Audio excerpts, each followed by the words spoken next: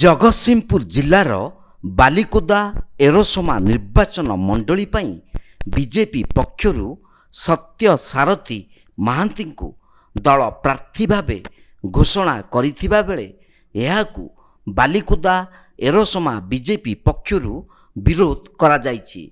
ବରିଷ୍ଠ ବିଜେପି ନେତା ସଞ୍ଜୟ ମହାନ୍ତିଙ୍କ ସଭାପତିତ୍ୱରେ ଆୟୋଜିତ ସାମ୍ବାଦିକ ସମ୍ମିଳନୀରେ ସତ୍ୟବ୍ରତ ଦାସ, ଶଶାଙ୍କ ଶେଖର ସାହାଣୀ, ଶଶିକାନ୍ତ ସ୍ୱାଇଁ ପ୍ରମୁଖ ବହୁ ବିଜେପି ନେତା ଓ କର୍ମୀମାନେ ବିଜେପି ପ୍ରାର୍ଥୀ ପରିବର୍ତ୍ତନ କରିବାକୁ ଦାବି କରିଛନ୍ତି।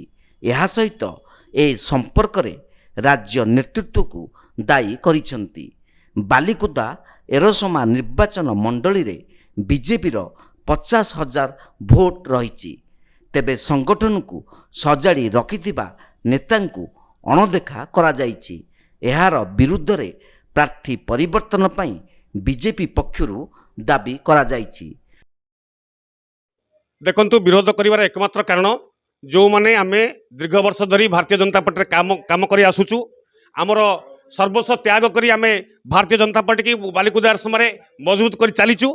କିନ୍ତୁ ଗୋଟିଏ ଅଭାବନୀୟ ଘଟଣାକ୍ରମରେ 4-5 ମାସ ତଳେ ଆସିଥିବା ଗୋଟିଏ ବ୍ୟକ୍ତି ଯେ ବାଲିକୁଦା ଏରସମା ସହିତ ନାହିଁ ନାହିଁର ସମ୍ପର୍କ, ତାର 20-25 ବର୍ଷ ଧରି ସେ ବାହାରେ ରହୁଛି ଏବଂ କେଉଁ ପରିସ୍ଥିତିରେ ଭାରତୀୟ ଜନତା ପାର୍ଟିର ଯେଉଁ ମୁଖିଆ ଅଛନ୍ତି, ଆମର ରାଜ୍ୟ ମୁଖିଆ, କେଉଁ ପରିସ୍ଥିତିରେ ଏବଂ କେଉଁ ସ୍ୱାର୍ଥରେ ତାଙ୍କୁ ଟିକେଟ୍ ଦିଆହେଲା, ଆମେ କେବଳ ପ୍ରଶ୍ନ କରୁନୁ। ଆଜି ବାଲିକୁଦା ଏରସମାର ସମସ୍ତ ବିଜେପି କର୍ମକର୍ତ୍ତା ଏବଂ ସାଧାରଣ ଭୋଟର ମଧ୍ୟ ପ୍ରଶ୍ନ କରୁଛନ୍ତି କେଉଁ ଆଧାରରେ ସେ ତାଙ୍କୁ ଟିକେଟ୍ ଦେଇଛନ୍ତି। ଏବଂ ଯାହା ଆମ ପାଖରେ ଖବର ଅଛି, ଏ ଟିକେଟ୍ ପଛରେ ଗୋଟେ ଡିଲ୍ ରହିଛି। ଯେଉଁ ଡିଲ୍ ହେଉଛି ଏଇପରି ଭାବରେ ଅଛି ଯେ ଆପଣମାନେ ଜାଣିଥିବେ, ଯେଉଁ ଭାରତୀୟ ଜନତା ପାର୍ଟିର ରାଜ୍ୟ ମୁଖିଆ ଅଛନ୍ତି ତାଙ୍କ ଚରିତ୍ର ଉପରେ ଆମର ସନ୍ଦେହ ଆସୁଛି।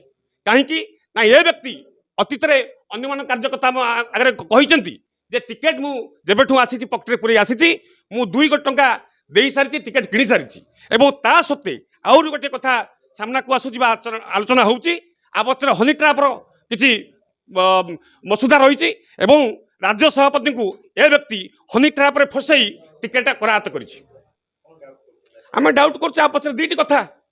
ମୁଁ ଯାହା ଆପଣମାନଙ୍କୁ କହିଲି, ହନି ଟ୍ରାପ୍ର କଥା ଏବଂ ପଇସାର କଥା। ନିଶ୍ଚିନ୍ତ ଭାବରେ ଏଇ ହେଉଛି କାରଣ ଯାହାକୁ ତାଙ୍କୁ ଟିକେଟ୍ ପାଇବାର ସହାୟକ ହେଇଛି। ଆଗାମୀ ଦିନରେ ଆମେ ଯଦି ପାର୍ଟିର ପୁନର୍ବିଚାର ନ କରେ, ଆମେ ମଧ୍ୟ ଆମ ଭାଇମାନେ ତ ବଡ଼ ଭାଇମାନେ ଅଛନ୍ତି, ଆମେ ନିଷ୍ପତ୍ତି ନେବୁ, ଉଚିତ ଜବାବ ଦେବୁ। ବିଶେଷ ପରିସ୍ଥିତିରେ ନିର୍ବାଚନ ପରିପ୍ରେକ୍ଷୀରେ ଭାରତୀୟ ଜନତା ପାର୍ଟି ଯେଉଁ ପ୍ରାର୍ଥୀତ୍ୱ ଉଠି ଦେଇଛି, ତା ଦେହରେ ଗଭୀର ଅସନ୍ତୋଷ ରହିଛି। ସାଂଗଠନିକ ପ୍ରକ୍ରିୟାକୁ 6 ମାସ ଧରି ସବୁବେଳେ ଆମ ରାଜ୍ୟରେ ରାଜ୍ୟ ସଭାପତି କି ଏବଂ କର୍ମକର୍ତ୍ତାଙ୍କୁ ଜଣାଇ ଆସିଛୁ ଏବଂ ସେ ବ୍ୟକ୍ତି ଆସିଲା ପରଠାରୁ ମଧ୍ୟ ତା ଜଏନ୍ କଲା ପରେ ମଧ୍ୟ ତାକୁ ମଧ୍ୟ ବିରୋଧ କରାଯାଇଛି।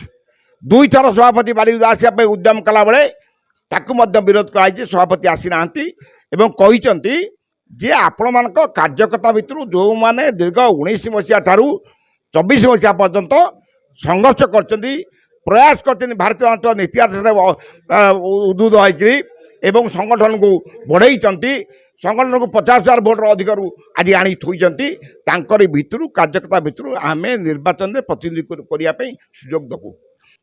କିନ୍ତୁ ତାର ପ୍ରାର୍ଥୀତ୍ୱକୁ ପୁଣି ଏଠି ନ ଦିଆଗଲା।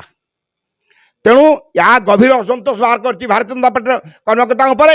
ସମସ୍ତ ପଦପଦବୀ ଅଧିକାରୀ 19ରୁ 24 ପର୍ଯ୍ୟନ୍ତ ଯେଉଁମାନେ ଶୀର୍ଷ ନେତୃତ୍ୱ ଯେଉଁମାନେ ଲଢ଼େଇ କରି ଏ ସଂଗଠନକୁ ସୁଦୃଢ଼ କରିଛନ୍ତି ତାଙ୍କ ଭିତରେ। ତେଣୁ ତାର ପରିପ୍ରେକ୍ଷୀରେ ଆଜି ସାମ୍ବାଦିକ ସମ୍ମିଳନୀ ହେଇଥିଲା।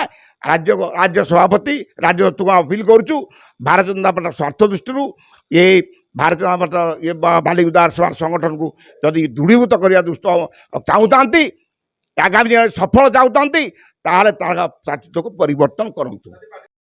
ଜଗତସିଂହପୁରରୁ ରୀତା ସାହୁଙ୍କ ରିପୋର୍ଟ, ତୀର୍ଥକ୍ଷେତ୍ର ଲାଇଭ୍।